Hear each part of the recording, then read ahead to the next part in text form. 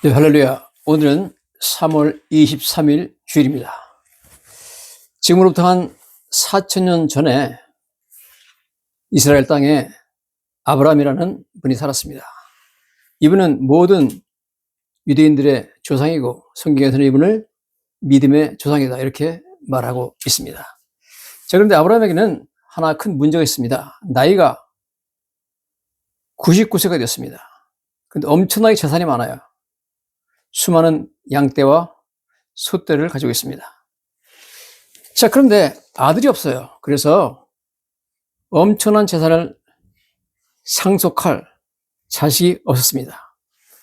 근데 하나님께서 성경에 보니까 창세기 15장에 환상 가운데 나타나셨습니다. 그래서 말씀하시기를 아브라함아 두려워하지 말라.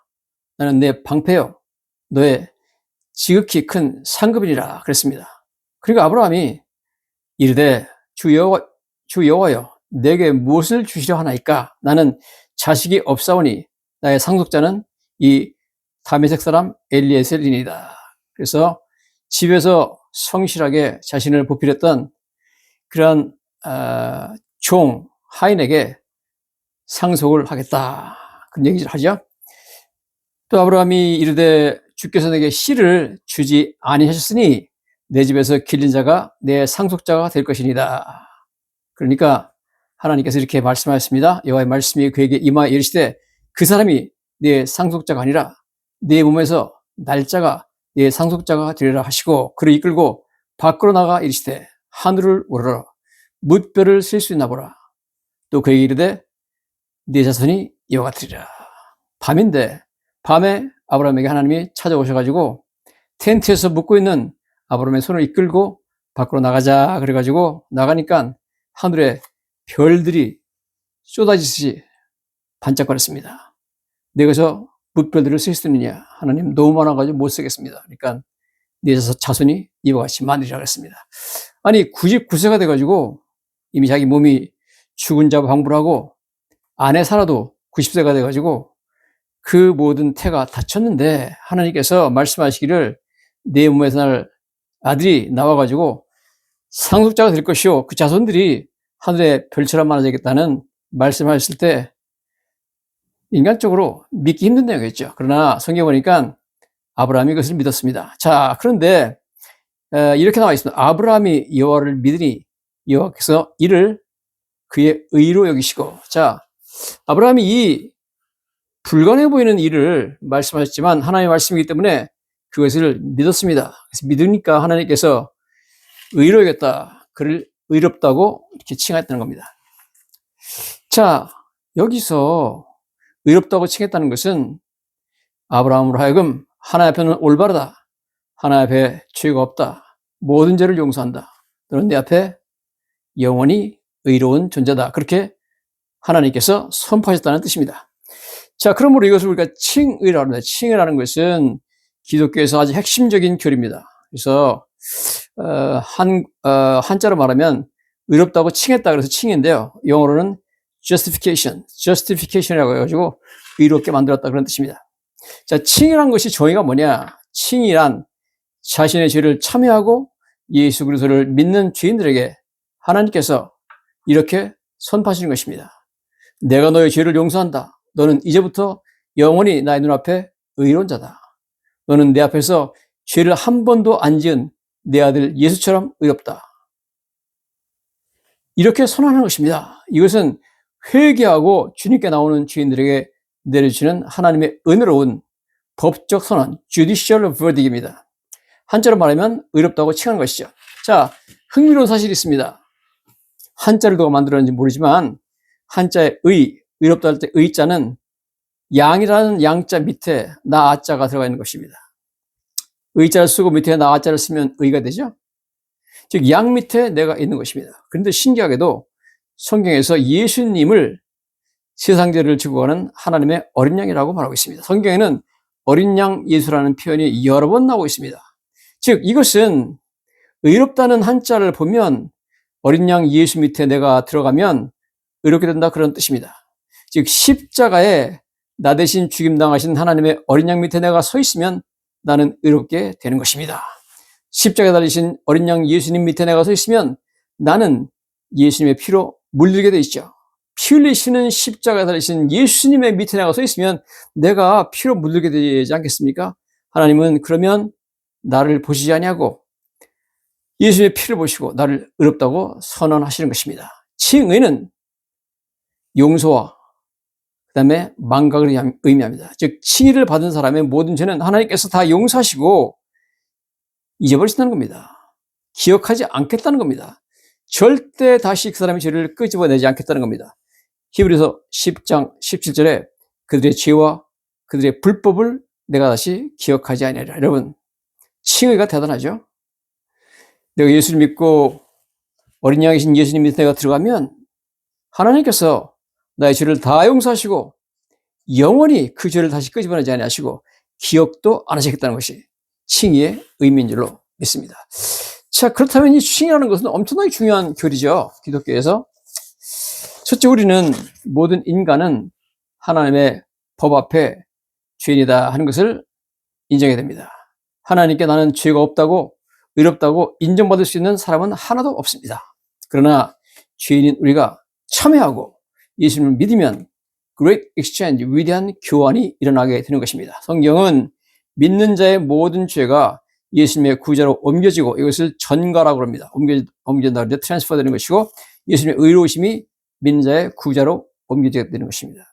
구자의 어카운트에 마치 돈이 왔다 갔다 하는 그런 용어를 써가지고 전가를 성경에서 표현하고 있습니다. 즉 예수님은 이미 2000년 전에 나의 죄값을 다 십자가에서 치르셨고 나의 죄라는 빚이 예수님의 구자로 옮겨지는 순간 나의 죄값은 자동으로 지불되어 버립니다. 예수님이 미리 선불을 하셨기 때문에 그렇습니다. 십자가에서 이미 다 선불하셨습니다. 나의 죄값을. 즉 나는 더 이상 나의 죄값을 치를 필요가 없게 됩니다. 왜냐하면 예수님께서 미리 다 내 죄값을 치르셨기 때문입니다.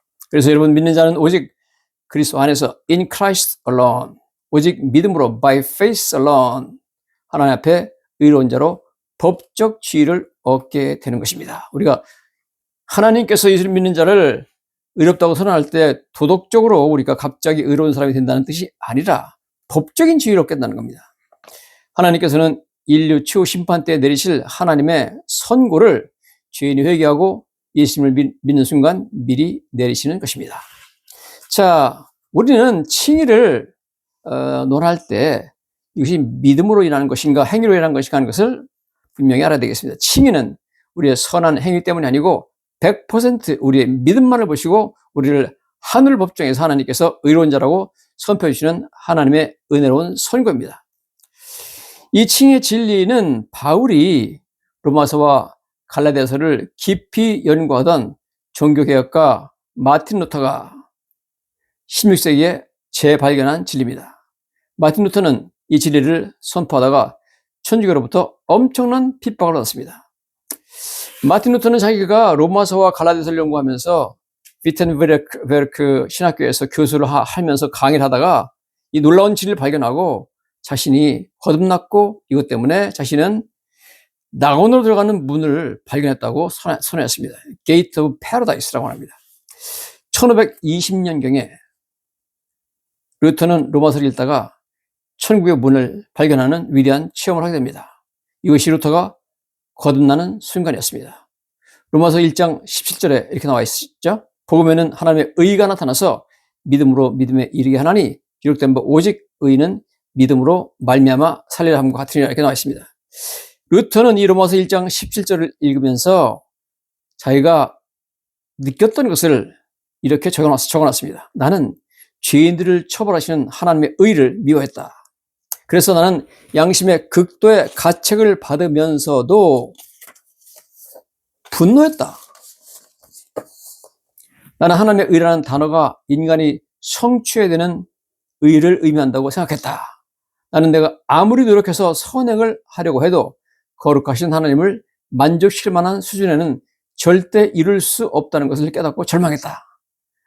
그래도 나는 계속 진리의 문을 두드리기를 멈추지 않았다. 결국 하나님께서 의로움이라는 것은 우리가 노력해서 성취하는 것이 아니라는 것을 깨닫게 해주셨다. 그리고 의로움은 하나님께서 우리에게 내려주시는 선물이라는 것을 깨닫게 되었다. 그리고 믿는 자에게 은혜로 주시는 하나님의 선물이라는 것을 깨닫게 되었다.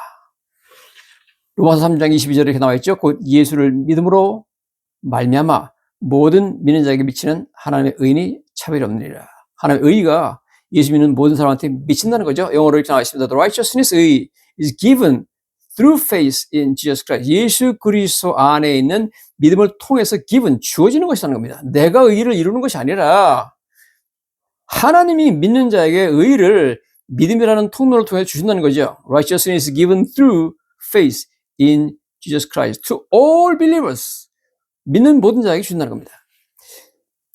마틴 루터가 계속 이렇게 말합니다. 그 순간, 즉 이 진리를 깨닫는 순간 나는 내가 완전히 다시 태어났다는 것을 느꼈으며 낙원으로 들어가는 문이 내 앞에 활짝 열렸다는 것을 발견했다. 이제 하나님의 의라는 단어는 가장 감미로운 단어로 다가왔다. 이전에 내가 그 단어를 미워했던 것 이상으로 나는 그 단어를 사랑하게 됐다. 하나님의 의죠. 우리는 우리 행위 때문에 아니라 믿음으로 이 선물을 받게 되는 것입니다. 여러분, 물을 사람이 만들 수가 없습니다. 그러나 욕조에 들어가서 물을 틀기만 하면 내 몸에 하나님이 만드신 물이 욕조 차서 내가 잠기게 되듯이 의를 내가 만들어낼 수는 없으나 예수님만 믿으면 믿음이라는 수도관을 통해서 through faith, 그 관을 통해서 하나님의 의가 흘러들어와서 내 몸이 하나님의 의에 잠기게 되는 줄로 믿습니다. 이것이 마틴 루터가 발견한 하나님의 의입니다. 제가 하나님의 의에 대해서, 칭의에 대해서 계속 설교를 하겠습니다만 오늘은 일단 1차 칭의에 대한 설교를 이것으로 마치도록 하겠습니다. 감사합니다.